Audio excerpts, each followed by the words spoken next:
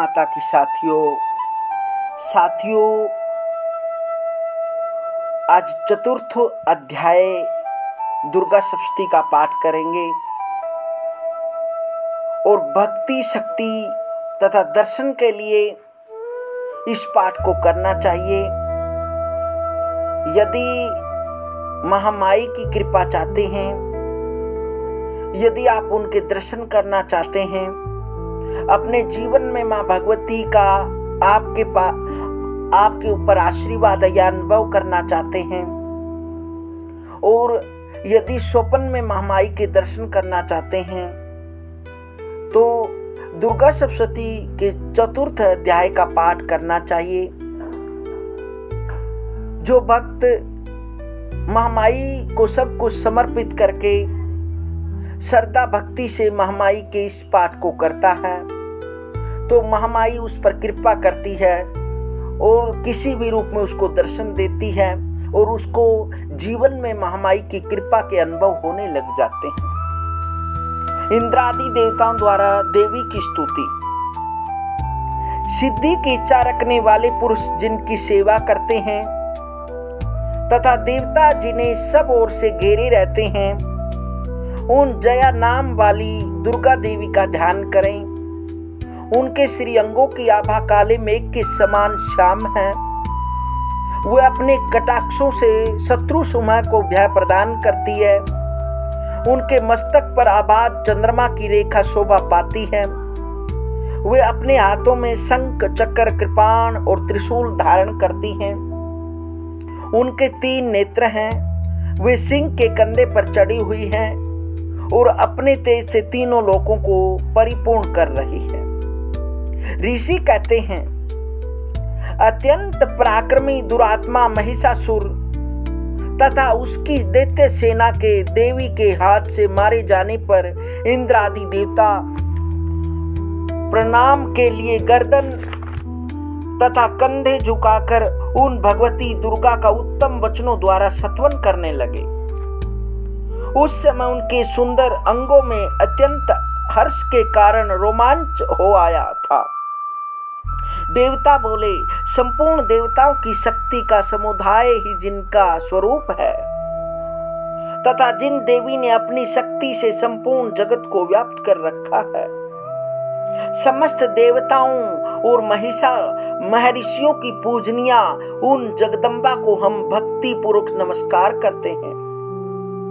वे हम लोगों का कल्याण करें। जिनके अनुपम प्रभाव और बल का वर्णन करने में भगवान शेषनाग, ब्रह्मा जी तथा महादेव जी भी समर्थ नहीं हैं। वे भगवती चंडिका संपूर्ण जगत का पालन एवं अशुभ भय का नाश करने का विचार करें। जो पुण्य आत्माओं के घरों में स्वयं ही लक्ष्मी रूप से, पापियों के यहाँ दारिद्रता रूप से, शुद्ध अंतकरण वाले पुरुषों के हृदय में बुद्धि रूप से, सत्पुरुषों में श्रद्धा रूप से तथा कुलीन मनुष्यों में लज्जा रूप से निवास करती है, उन आप भगवती दुर्गा को हम नमस्कार करते हैं।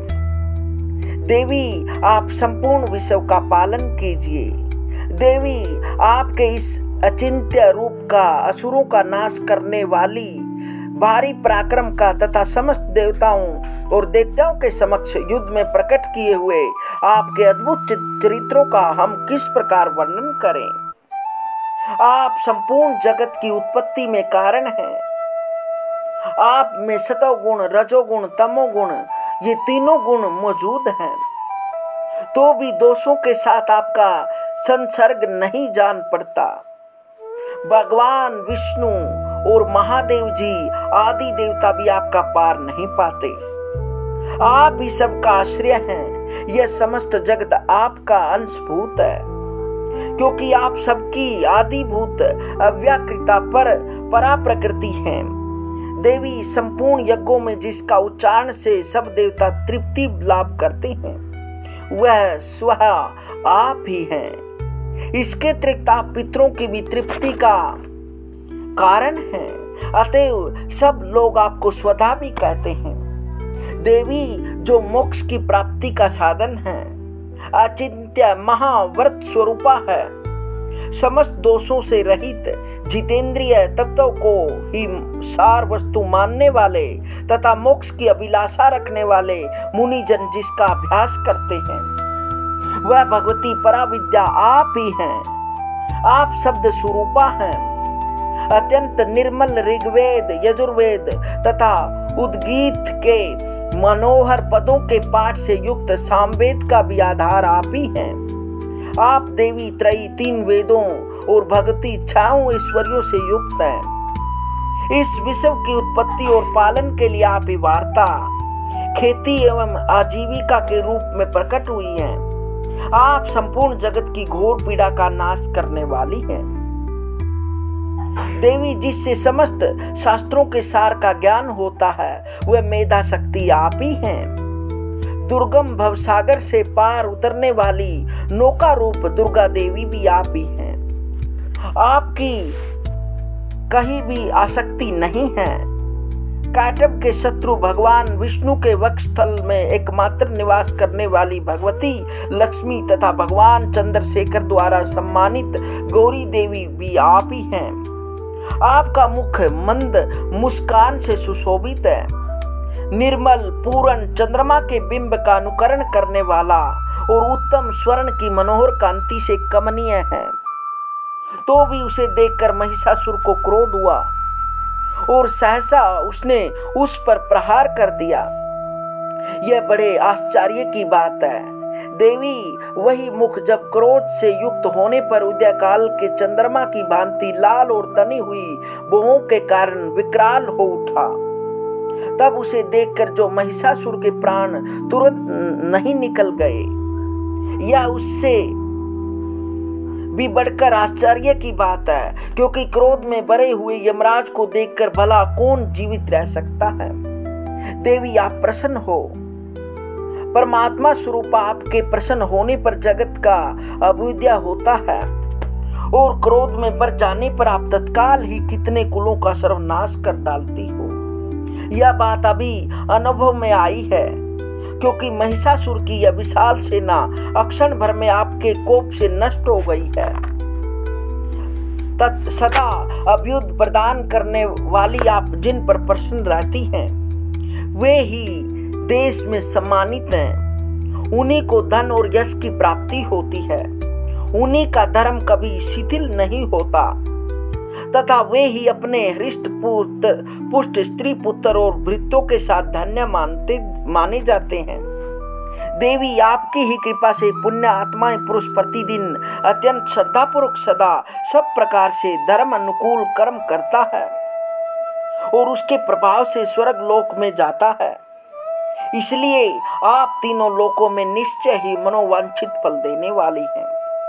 माँ दुर्गे, आप स्मरण करने पर सब प्राणियों का भय हर लेती हैं और स्वस्थ पुरुषों द्वारा चिंतन करने पर उन्हें परम कल्याणमयी बुद्धि प्रदान करती है। दुख, दरिद्रता और भय हरने वाली देवी, आपके सिवाय दूसरी कौन है, जिसका चित्त सबका उपकार करने के लिए सदा ही दयार्द्र रहता हो। देवी, इन राक्षसों के मारने से संसार को सुख मिले तथा ये राक्षस चिरकाल तक नरक में रहने के लिए भले ही पाप करते रहे हों, इस समय संसार में मृत्यु को प्राप्त होकर स्वर्ग लोक में जाए, निश्चय ही यही सोचकर आप शत्रुओं का वध करती हैं। आप शत्रुओं पर शस्त्रों का प्रहार क्यों करती हैं? समस्त असुरों को दृष्टिपात मात्र से ही भस्म क्यों नहीं कर देती? इसमें एक रहस्य है। ये शत्रु भी हमारे शस्त्रों से पवित्र होकर उत्तम लोक को जाए। इस प्रकार उनके प्रति भी आपका विचार अत्यंत उत्तम रहता है। खड़ग के तेज पुंज की भयंकर दीप्ति से तथा आपके त्रिशूल के अग्रभाग की घनीभूत प्रभा से चौंधिया कर जो असुरों की आंखें फूट नहीं गई, उसमें कारण यही था कि वे मनोहर रश्मियों से युक्त चंद्रमा के समान आनंद प्रदान करने वाली आपके इस सुंदर मुख का दर्शन करते थे। देवी, आपका शील दुराचारियों के बुरे बर्ताव को नहीं दूर करने वाला है, साथ ही यह रूप ऐसा है जो कभी चिंतन में भी नहीं आया। जो कभी चिंतन में भी नहीं आ सकता और जिसकी कभी दूसरों से तुलना भी नहीं हो सकती, तथा आपका बल और पराक्रम तो उन दैत्यों का भी नाश करने वाला है जो कभी देवताओं के पराक्रम को भी नष्ट कर चुके थे। इस प्रकार आपने शत्रुओं पर भी अपनी दया ही प्रकट की है। वरदायिनी देवी, आपके इस पराक्रम की किसके साथ तुलना हो सकती है, तथा शत्रुओं को भय देने वाला एवं अत्यंत मनोहर ऐसा रूप भी आपके सिवा और कहाँ है। हृदय में कृपा और युद्ध में निष्ठुरता, ये दोनों ही बातें तीनों लोकों के भीतर केवल आप में ही देखी गई है। माता, आपने शत्रुओं का नाश करके समस्त लोक की रक्षा की है, अतः उन शत्रुओं को भी युद्ध भूमि में मारकर स्वर्ग लोक में पहुंचाया है, तथा उन्मत्त दैत्यों से प्राप्त होने वाले हम लोगों के भय को भी दूर कर दिया है। आपको हमारा नमस्कार है। देवी, आप शूल से हमारी रक्षा करें। अंबिके, आप खड्ग से भी हमारी रक्षा करें, तथा घंटे की ध्वनि और धनुष की टंकार से भी हम लोगों की रक्षा करें। चंडिके, पूर्व, पश्चिम और दक्षिण दिशा में आप हमारी रक्षा करें, तथा ईश्वरी, अपने त्रिशूल को घुमाकर आप उत्तर दिशा में भी हमारी रक्षा करें। तीनों लोकों में आपके जो परम सुंदर एवं अत्यंत भयंकर रूप विचरते रहते हैं, उनके द्वारा भी आप हमारी तथा इस भूलोक की रक्षा करें। अंबिके, आपके कर पल्लवों में शोभा पाने वाले खड्ग, शूल और गदा आदि जो जो अस्त्र हों, उन सब के द्वारा आप सब ओर से हम लोगों की रक्षा करें। ऋषि कहते हैं, इस प्रकार जब देवताओं ने जगन माता दुर्गा की स्तुति की और नंदन वन के दिव्य पुष्पों एवं गंध चंदन आदि के द्वारा उनका पूजन किया, फिर सबने मिलकर सब भक्ति पूर्वक दिव्य धूप की सुगंध निवेदन की। तब देवी ने प्रसन्न वदन होकर प्रणाम करते हुए सब देवताओं से कहा। देवी बोली, देवताओं, तुम सब लोग मुझसे जिस वस्तु की अभिलाषा रखते उसे मांगो। देवता बोले, भगवती ने हमारी सब इच्छा पूर्ण कर दी है, अब कुछ भी बाकी नहीं है, क्योंकि हमारा यह शत्रु महिषासुर मारा गया।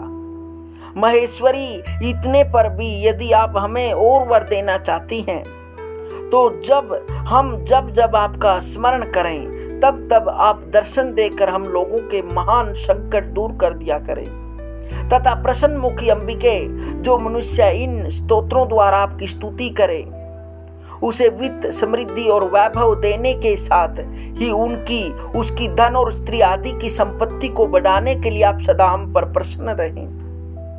ऋषि कहते हैं, राजन, देवताओं ने जब अपने तथा जगत के कल्याण के लिए भद्रकाली देवी को इस प्रकार प्रसन्न किया, तब वे तथास्तु कहकर वही अंतर्ध्यान हो गई। भोपाल, इस प्रकार पूर्व काल में तीनों लोकों का हित चाहने वाली देवी जिस प्रकार देवताओं के शरीर से प्रकट हुई थी, वह सब कथा मैंने कह सुनाई। अब पुनः देवताओं का उपकार करने वाली वे देवी दुष्ट दैत्यों तथा शुंभ निशुंभ का वध करने एवं सब लोगों की रक्षा करने के लिए गौरी देवी के शरीर से जिस प्रकार प्रकट हुई थी, वह सब प्रसंग मेरे मुंह से सुनो, मैं उसका तुमसे यथावत वर्णन करता हूँ। जय माँ माई की, जय महामाई की।